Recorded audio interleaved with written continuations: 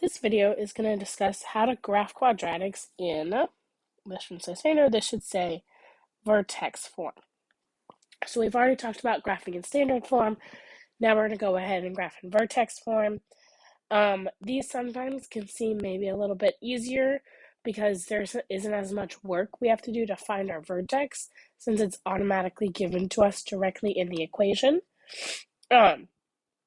However, we do have to find a few more points, like plug in a few more numbers in order to find points.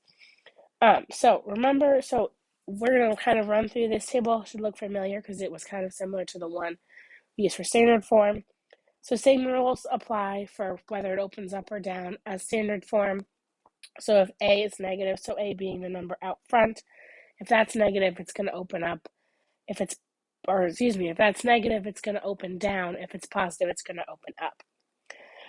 In terms of finding our vertex, notice this just comes directly from the equation. Notice our vertex is h comma k.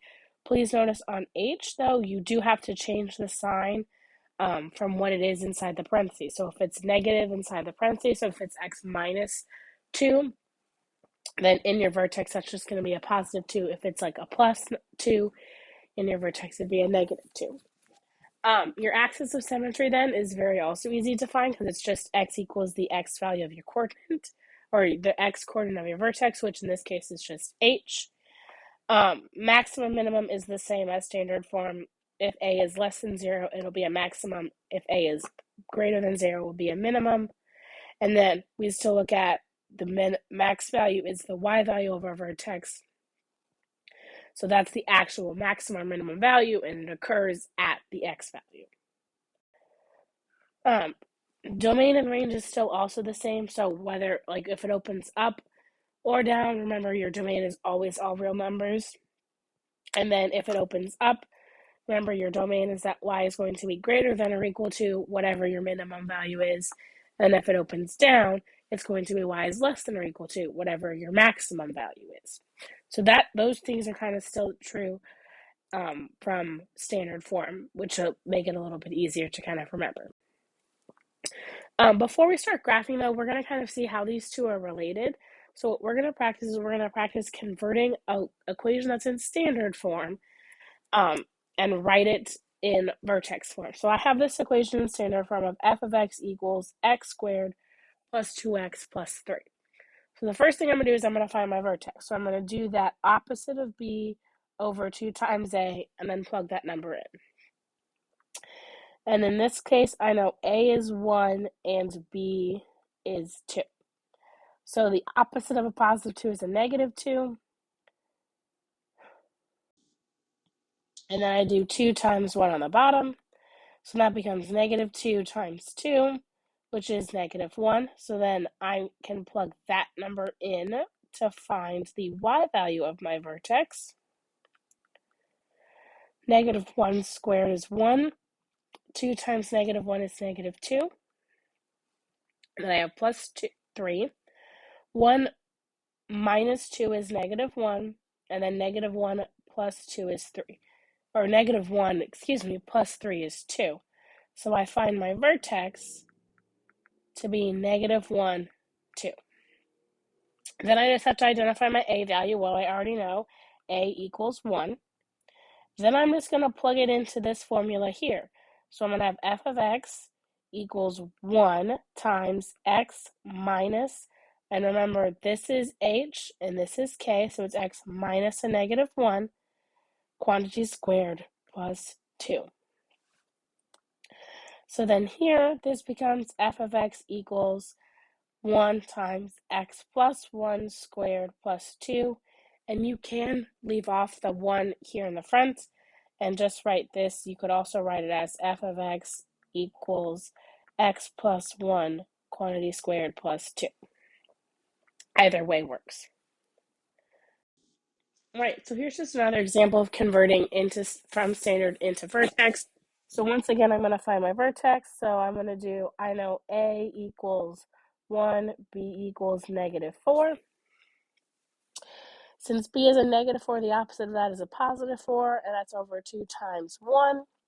So that becomes 4 divided by 2, which is just 2. So I find my axis of symmetry to be x equals 2. I can then plug that in to my equation to find my y value. 2 squared is 4. Negative 4 times 2 is negative 8. And I have plus 5. 4 minus 8 is negative 4. And then negative 4 plus 5 is 1. So I find my vertex to be 2, 1. I'm then going to substitute that in to my vertex form, which we can remember is f of x equals a times x minus h squared plus k. Remembering that this is h, this is k, so then I find this to my equation to be f of x, and a is 1, to be 1 times x minus 2 squared plus 1. And that is my equation. All right, so then we're going to still graph, and we're talking about graphing in vertex form. So we still have this table, which kind of just helps us organize our information a little bit. So if I look, how does it open? I look at A, which is this number right in front here. Technically, there is a negative 1. That is a negative 1, so it is less than 0, so this will open down. I know my vertex is HK, but remember I have to change that sign of that 1, so then that becomes actually a positive 1, 4 is my vertex, right? Because anytime I take that, when I take that number outside of the parenthesis, I change the sign. So then that tells me my axis of symmetry is at x equals 1, which we can go ahead, plot our vertex, and draw in our axis of symmetry. Since it opens down, my vertex is a maximum. Remember, the y value of my vertex is the maximum value, and it occurs at the x value. My domain is still all real numbers.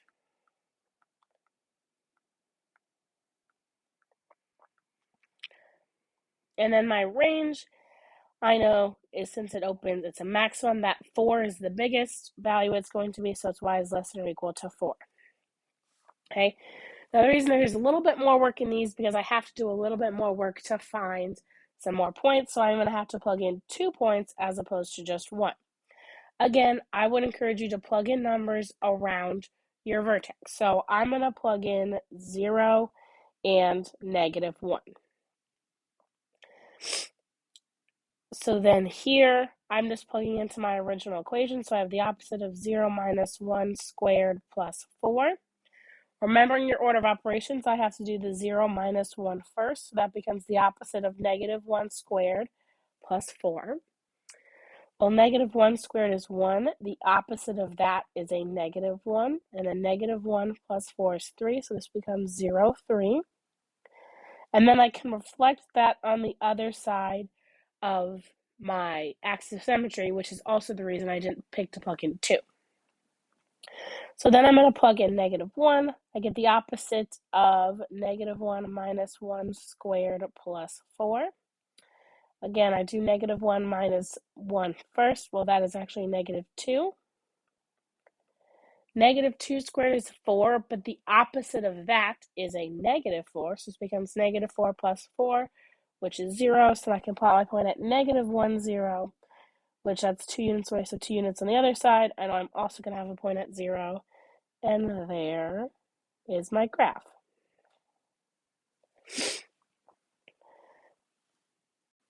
All right, and then we're going to try this one. Once again, vertex form.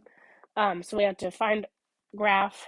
I can notice here there's a 1 out in front, but that 1 is positive, so that tells me this graph is going to open up. My vertex, again, I look here. Remember, this is the h, the k, but I have to change that sign. So my vertex is negative 4, negative 4. So that tells me my axis of symmetry is at x equals negative 4. So I plot negative 4, negative 4, and then I can draw in my axis of symmetry as well.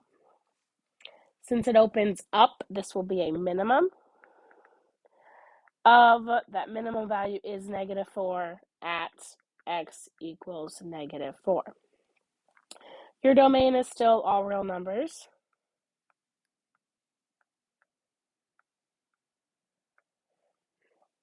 And then the range, since that -4 is the minimum value, it'll be y is greater than or equal to -4.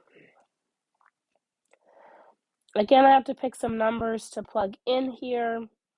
I'm going to go with -3 and -2.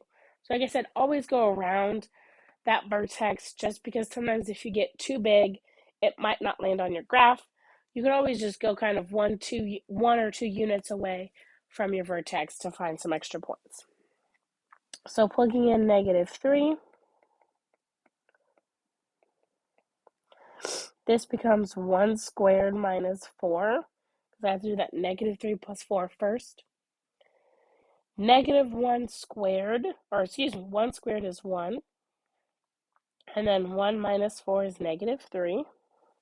So I plot a point at -3, -3, which then I can reflect on the other side of my axis of symmetry.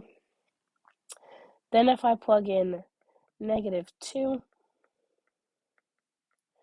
-2 plus 4 is a +2, 2 squared is 4, and then 4 minus 4 is 0. So I can plot -2, 0, and then reflect that across my axis of symmetry. And there's my graph. So hopefully the graphing in vertex form seems a little bit easier because you don't have as much worksheet to find the vertex. The main part of the work comes from finding the other points to plug in.